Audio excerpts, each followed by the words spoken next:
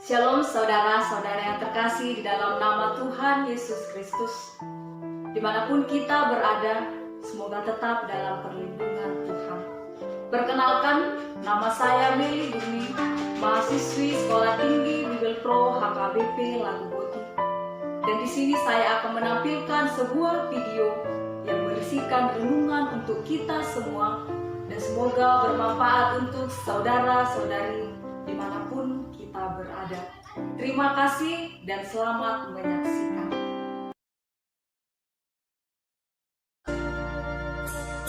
Saudara-saudari yang terkasih di dalam nama Tuhan Yesus Kristus, di dalam kehidupan kita banyak yang belum mengenal siapa sebenarnya Tuhan Yesus itu. Kata mengenal bukan sekedar kita tahu siapa Tuhan kita.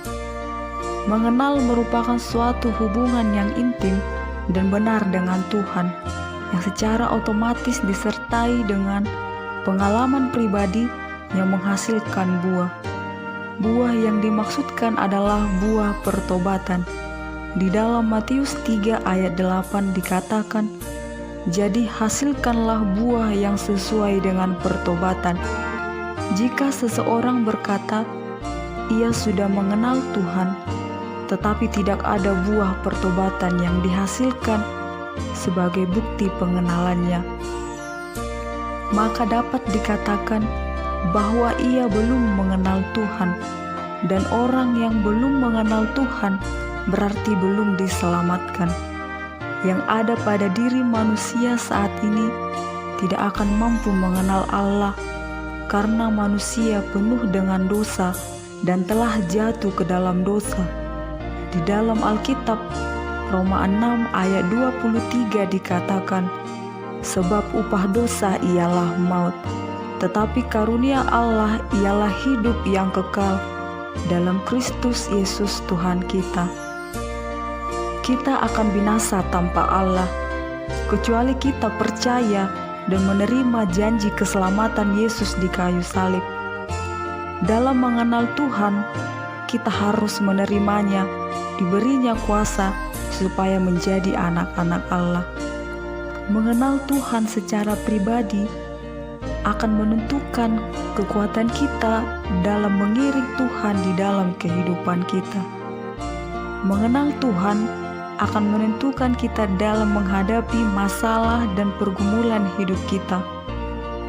Orang yang mengenal Tuhan dengan baik dan terus bersuka cita di dalam hidupnya, baik situasi yang terjadi dalam kehidupannya, baik masalah ekonomi, masalah di dalam pekerjaan, masalah dalam keluarga, dan setiap masalah dan pergumulan yang ada.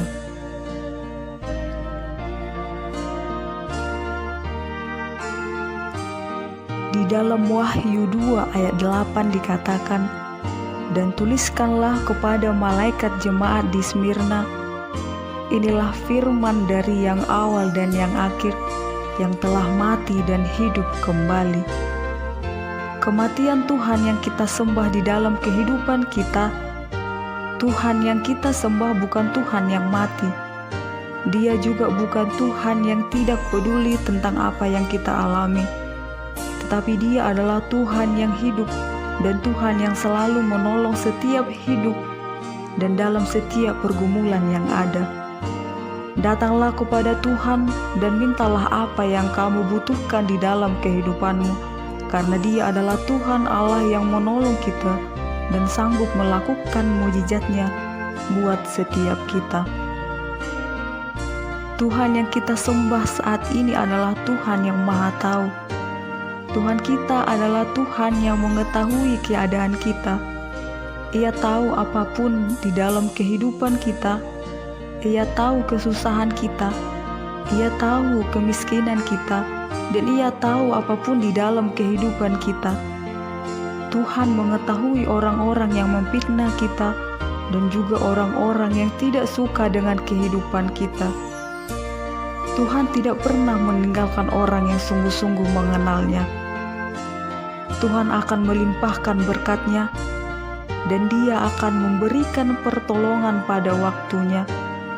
Tuhan berkata di dalam Amos 5 ayat 4 dikatakan, "Carilah aku, maka kamu akan hidup."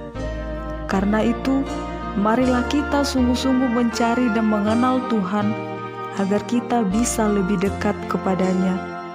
Tuhan yang kita sembah menghendaki kita setia sampai akhir. Di dalam Wahyu 2 ayat 10 dikatakan, "Jangan takut terhadap apa yang harus engkau derita.